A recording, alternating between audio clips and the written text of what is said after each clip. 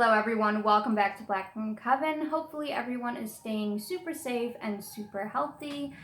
Since Halloween is fast approaching, I thought it would be fun to read a little short story on my channel, do a live reading. So this is 100 Wicked Little Witch stories, and I have a bunch of books in these series. It all comes with like 100 short stories pertaining to a certain topic. So this one is full of witch stories, and I have another one full of creatures and ghosts and different things because I love these types of books that have a bunch of short stories in them for this time of year. So I thought it'd be really fun just to live read a little witch story on my channel for everyone, since Halloween is literally right around the corner. So this story is called Poppet by Catherine Totzek. So the 14-year-old kid across the street plays the trumpet. He plays every day and sometimes at night. Always rather enthusiastically, if not particularly well, although he's much better now than 4 years ago. Right this moment, he is belting out Louie Louie. I've never heard that song performed with solitary bass instrument, and I hope I never hear that rendition again. Some things aren't meant to be. He debuted with When the Saints Go Marching In, got stuck on Heart and Soul for a year or two, and just recently progressed to the Russian folk song Meadowland. And some old rock classics, among them Blue Suede Shoes and Peggy Sue. It is to his credit, though, that I do not recognize all of these tunes. Each day he introduced into my life a little with that golden trumpet. Even in the winter, with our windows closed and his windows shut, we can hear the music faintly, as if from a great distance. If only we were that lucky, but we're not. And the kid and his folks still live close by. And when it does come springtime, their windows fly up at the first hint of good weather, as do ours, to catch those wonderfully warm, fragrant spring breezes. It's time once more for young John Philip Sosa to perform before his captive audience. The kid has been even known to play the trumpet at night, after 11, sometimes after midnight on weekends. Never for too long, though, and no one except me seems to comment on it. Sometimes when the kid sees that I'm home or sees me passing the window, either upstairs or downstairs, he whips out the old trumpet and starts in. Sometimes he hangs out his window and toots it in our direction, and I have wondered what would happen if he slipped just the tiniest bit. Sometimes he stands in their kitchen, which faces our home, or on the back porch and practices these songs. Sometimes I wish I were Artemis, the divine archer, with a conveniently handy bow and a magic arrow to shoot the way. The kid sees me and sometimes senses that I hate it, and I hate to be watched in my own very house, and he smiles, and I realize then how very small and close and pit-like are his dark eyes. And again he raises the trumpet to his lips. Sometimes when I lie down in the bedroom for a nap, I think he must be telepathic, because the instant I crawl up on the bed, the trumpet begins, and I imagine those pig-like eyes with their dark intent. I complain a lot about young JPS to my husband, who smiles rather patiently. He doesn't have to listen to the kid all day long in the summer. My husband works at an office and commutes these long hours from our small northwestern New Jersey town to the city, New York City. That is, and often he's traveling in the States on company business. I, on the other hand, don't work. Or that's the opinion of those who are forever calling me during the day or dropping by just to chat. Just because the women and men in this neighborhood aren't sure about me don't mean they avoid me. After all, gossip can't operate in a vacuum, and they have to have something to fuel their talk. Of course I work. Although not in an office, I have many important things to do. I have this wonderful house, a large Victorian with 10 rooms, all of which exclude dust constantly, which always needs cleaning no matter how hard I work at it, and a truly immense yard with numerous azaleas and honeysuckles and lilacs and wisterias, and over a dozen flowering trees as well as those that bear fruit. And I have a huge garden with rosemary and rhubarb, sunflower, sage, larkspur and lily of the valley, henbane and hemlock, mint and marigolds, leeks and lavender, both English and French, borage and basil and bay leaves, daisies, dill and daffodils, cabbage and carnations, poppies and potatoes, 3 kinds of lettuce, as well as radishes and roses and carrots and caraways, sweet peas and spinach, string beans and bush beans, Halloween pumpkins and colorful squash, and all these plants need to be attended to on a daily basis. Some people garden. I garden. In some ways, it is my life, and I guess my neighbors think I'm a little dotty on the subject. They tend to their little patches and are quite complacent about the matter. On the other hand, I yell at the kids who look like they might even be thinking about approaching my garden, and I have been known to turn the hose on a dog or two. I'm sure the moment any new people move into the neighborhood, one of the older residents, self-righteously, takes it upon him or herself to scurry on over there to alert the newcomers to just what sort of place they've gotten themselves into. It's all a matter of coincidence, of course, but no resident of the house on our immediate right stays there long than a year or two. Sheer happenance. And it's true that the crows and the wandering squirrels and gophers leave my garden alone. Not even the bunnies are so bold as to nibble there. Coincidence again, I tell you. On our left is a narrow street, hardly more than a car and a half wide lane. The house where the boy with the trumpet lives on the other side of that road. It's not that far away, not more than a stone's throw, not more than a blast of a trumpet. So I listen to the trumpet as I trot from room to room, and not even the growl of a vacuum cleaner, not even the blaring of a CD player, not even my own off-key humming can totally shut out the efforts of our young would-be musician. Not even earplugs work 100%. I know because I had tried them daily out of desperation. Somehow the trumpet always manages to wheeze its way past them. So I do my work, the many chores about the house, and then it's time for the fun stuff. The labors of love out in my backyard. I open the back door, and I go past the twigs of ash hanging over the doorpost and walk outside. I like to prune my dozen roses and admire the tender blossoms as they unfold with tiny, tight buds. I like to watch a small seedling grow minutely each day, unfolding bit by bit, so that it finally stands straight and tall in the nurturing sun and starts to bear fruit. I even like to weed.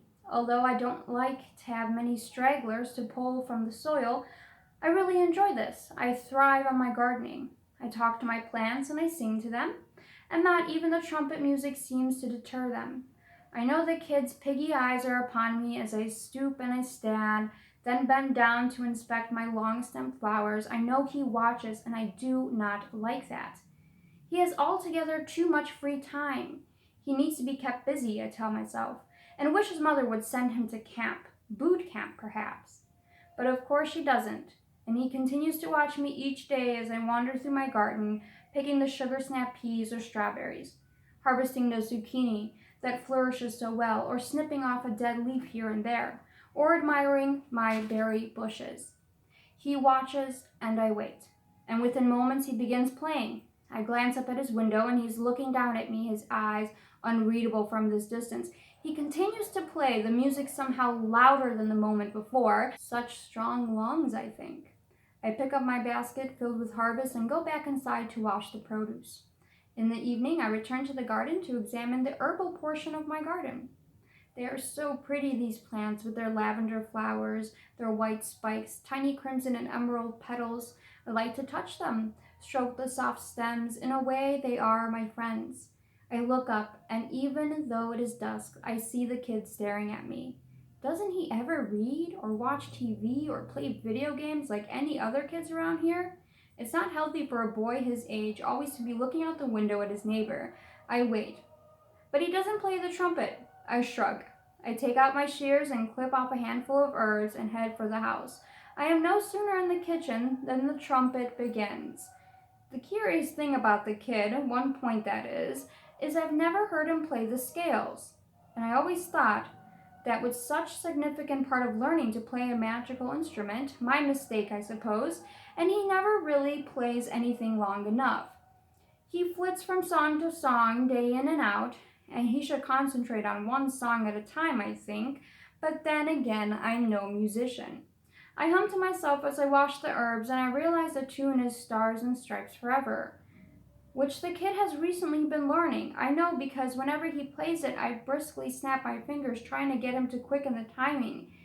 He doesn't count very well, does the kid? What a shame. That's the true mark of a good musician. Ah, well, I've never really said he was good anyway. I dry my herbs carefully and spread them on a clean linen towel in the sunshine.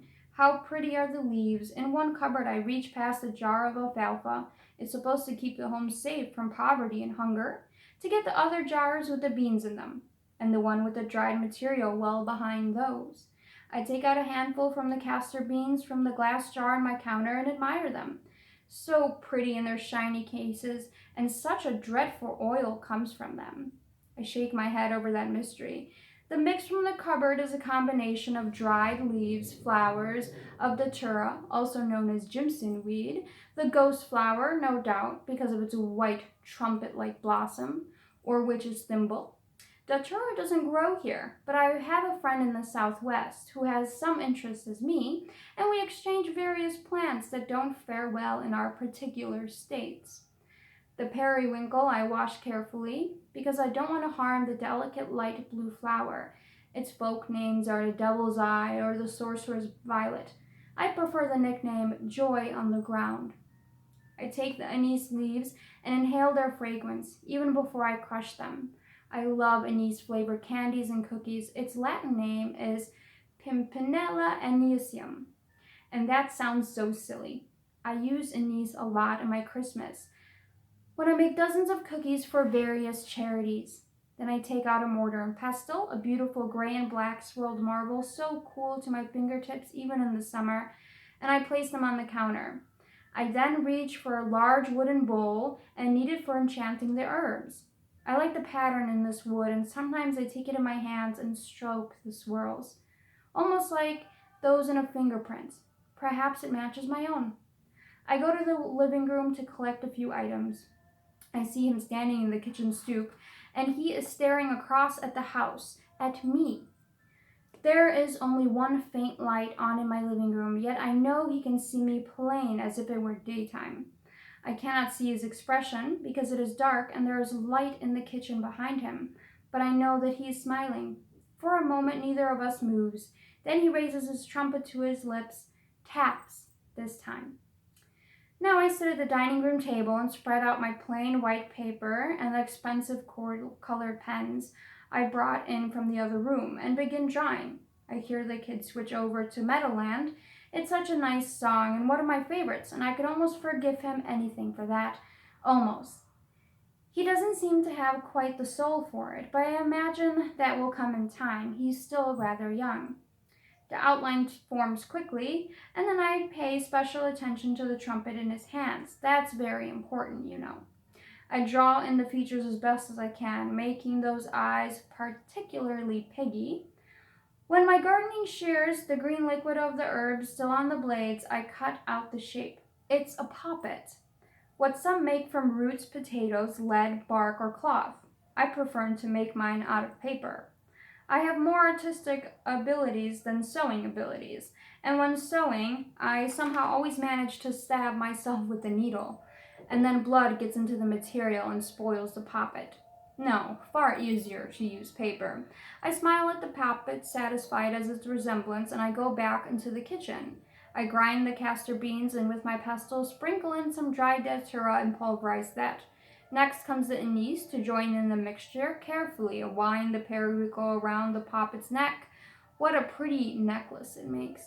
I pour the dried mixture into my wooden bowl and take from the refrigerator a fresh lime. I don't grow them, it's not tropical enough here, so those just purchased from the local supermarket will have to suffice. And I slice it in half, then squeeze some of its juice onto the mixture. I follow that with garlic buds in the garlic press, and I watch as the smelly liquid drips into the bowl. Again, I hum as I mash the ingredients together. I lean back because the odor rising from the bowl chokes me a bit and makes my eyes water. I am not a violent sort, anyone will tell you that. After all, I live in a small town amidst a peaceful countryside, not in a large city with its rage and pain and brutality and stupidity. There are quite reasonable situations to everyday problems, ends other than death, and God knows I've been tolerant enough for that. But there does come a time when you could only take so much. He's playing the battle hymn of the Republic. I hum along. Then I retrieve a small artist brush of natural camel hair and dip it into my rank brew, and I smear the dark-colored matter onto the poppet's face. I hear the trumpet stop abruptly, and the kid across the street screams. And then his mother is screaming, and I smile. I don't much like the trumpet playing, and I know I'll get used to it, but he is approving after all. But it's those damn pig like eyes that disturb me the most. I hear the rise and fall of the ambulance wail as it rushes towards our street. The mixture is drying, and now I hold a match to it and watch as the paper browns and curls and ignites. The ambulance arrives, the attendants scurry inside and unlock the door. I pour the remaining mixture down the sink and wash the bowl and mortar and pestle and put them back until I need them again. The ambulance attendants bring the withering form out on a stretcher. I am constantly amazed at how quickly these local volunteers can respond to an emergency. It's very encouraging. The kid's mother is sobbing and climbs into the ambulance with the others. The poppet is now just ash, and I wipe it off the counter into the trash bag. I wipe the counter clean, my kitchen bright and spotless, no doubt the envy of every suburbanite on the block. I watch as the ambulance wails away into the early evening. The hospital is not far from us, not more than a mile or two. So I know the kid will get fast, if not effective, treatment. After all, blind musicians, I've heard, can be very successful, just as long as the kid continues to practice. Yay, that was a really, really cool, creepy story all about witchcraft and using poppets. A paper poppet. That's quite interesting. I usually use cloth just because I like to stuff my poppet, but I like the use of paper, and I like the imagery that they put into this story about the herbs and the concoction and the smearing and the igniting of the poppet. Very symbolic. So I really like that. Let me know what you think in the comments. Do you want me to do more little live readings from little creepy stories? I can definitely do that before Halloween. And until next time, follow me on all of my social media right down below, and have a lovely, lovely rest of your day.